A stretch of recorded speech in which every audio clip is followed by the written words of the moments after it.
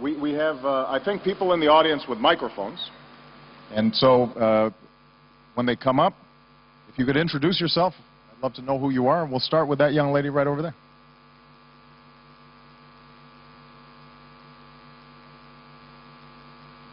Hi, good day, sir. I'm fine. My name is Anam. I'm from St. Davis College.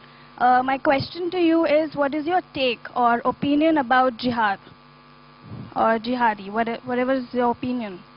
Like, what do you think of them? Well, you know, the phrase jihad has a lot of meanings within Islam, and is subject to a lot of different interpretations.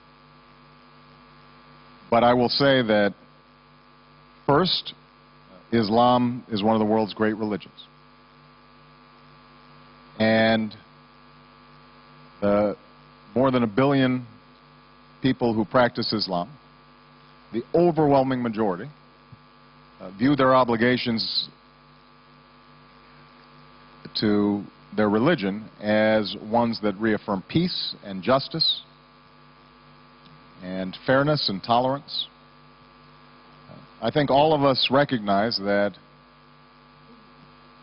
this great religion, in the hands of a few extremists, has been distorted to justify violence towards innocent people that is never justified. And so I think one of the challenges that we face is, how do we isolate those who have these distorted notions of religious war and reaffirm those who see faiths of all sorts, whether you are a Hindu or a Muslim or a Christian or a Jew or any other religion, or you don't practice a religion, that we can all treat each other with respect and mutual dignity, and that some of the universal principles that Gandhi referred to, that those are what we're living up to as we live in a nation or nations that have very diverse religious beliefs.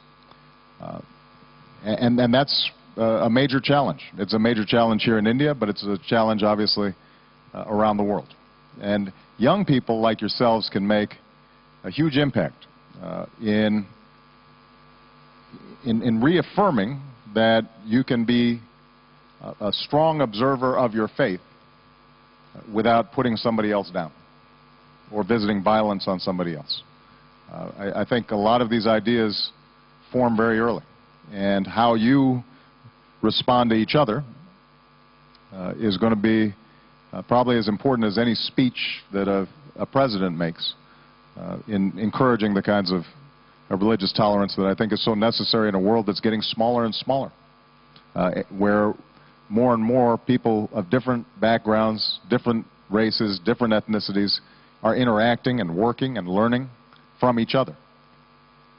And in those circumstances, you know, I think all of us have to fundamentally reject the notion that violence is a way to mediate our differences. Okay? All right. Yeah, I may not get to every question. I'll call on this young man right here. Right there. Yeah.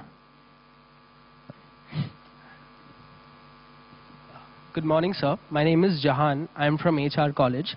Sir, my question is more about spirituality and moral values. That we see today in today's world, there's more of a materialistic frame of thought when it comes to generations, budding generations. So what do you believe is a possible methodology which governments, rather yours or any other governments in the world, that can adopt to basically incorporate the human core values, the moral values of selflessness, brotherhood, over the materialistic frame of thought which people work by today? It's a terrific question, and I'm glad you're asking it.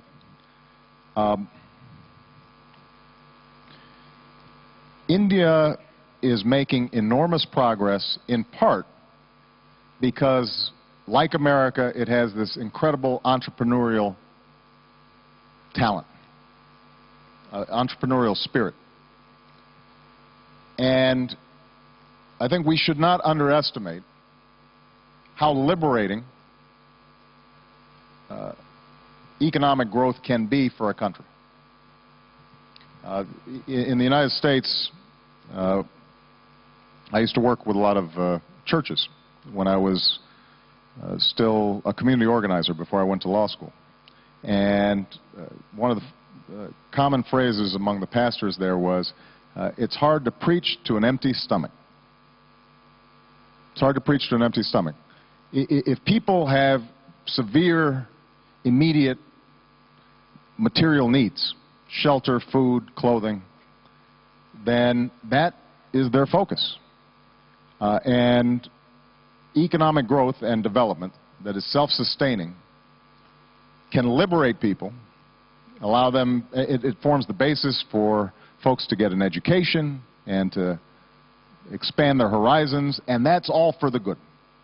So I don't want any young person here to be dismissive of a healthy materialism, because in a country like India, there are still a lot of people trapped in poverty, and you should be working to try to lift folks out of poverty, and companies and businesses have a huge role in making that happen. Now, having said that, if all you're thinking about is material wealth, then I think that shows a poverty of ambition. When I was visiting Gandhi's room here in Mumbai, it was very telling that the only objects in the room were a mat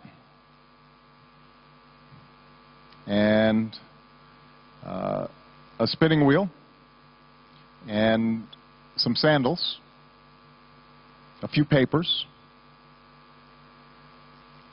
and this is a man who changed history like probably no one else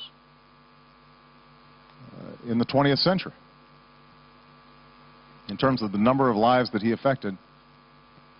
And he had nothing except an indomitable spirit. So everyone has a role to play. And those of you who are planning to go into business, I think it's wonderful that you're going into business. And you should pursue it with all your focus and energy. Those of you, though, who are more inclined to teach or more inclined to public service, you should also feel encouraged that you are playing just as critical a role. And whatever occupation you choose, giving back to the community and making sure that you're reaching back to help people, lift up people who may have been left behind, that's a solemn obligation. And by the way, it's actually good for you. It's good for your spirit. It's good for your own moral development. It'll make you a happier person, knowing that you've given back and you've contributed something. Last point I would make, I think this is another thing that India and the United States share, is there's a healthy skepticism about public service, particularly electoral politics. In the United States, people generally hold politicians in fairly low esteem. Sometimes for good reason, but some of it is just because the view is that somehow government can't do anything right. And here in India,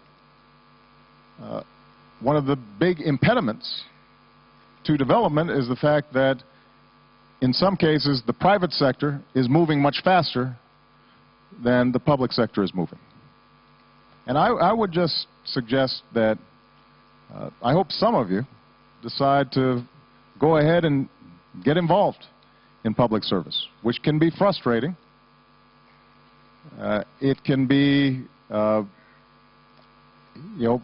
at times slow.